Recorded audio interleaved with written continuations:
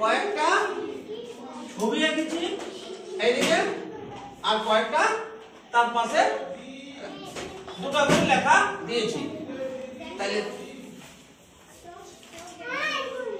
তাহলে এইখানে আমি তার আগে আমরা শিখেছিলাম কি, তার আগে শিখেছিলাম কোনটা ভাওয়েল আর কোনটা কনসোনেন্ট। এবিসিডির মধ্যে আমরা আগে শিখেছি এই আই ও ভাওয়েল, আর বাকি এই যে এগুলো আছে এগুলো কনসোনেন্ট। তাহলে আমাদের এইটা কি পড়া, ভাওয়েল।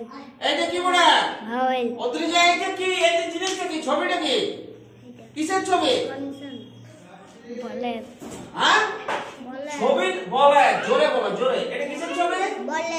তাহলে এ বল লিখেছি, এটা কিসের ছবি কাপ, কাপের। তাহলে এ কাপ লিখেছি, এটা কিসের ছবি পাংখা বা ফ্যান।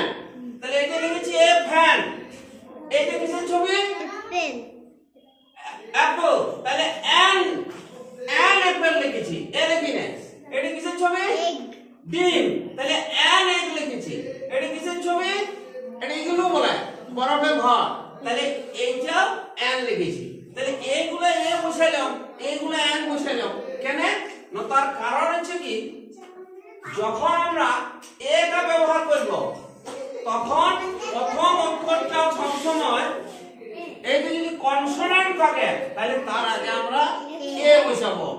এ বল, একটি বল। এ কাপ, এই যে সিটা কনসোনেন্ট, একটি কাপ। এ ফ্যান, এটা হচ্ছে কনসোনেন্ট, একটি পাখা। আর যদি ওই শব্দটার প্রথম অক্ষরটা হ্যাঁ ভাওয়েল হয় তাহলে তার আগে আমি অ্যান বসাবো। We use an before vowel sound. তাহলে এইখানে এ আছে, এ হচ্ছে ভাওয়েল, তাহলে আমি অ্যান আঁকবো। এ এটা হচ্ছে ভাওয়েল, তাহলে অ্যান এ। আচ্ছা এখানে আইটা হচ্ছে ভাওয়েল, তাহলে তার আগে অ্যান বসছে।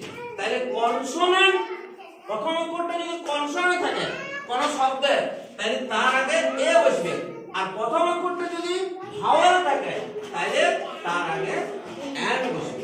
হ্যাঁ এটা মাথায় রাখতে হবে।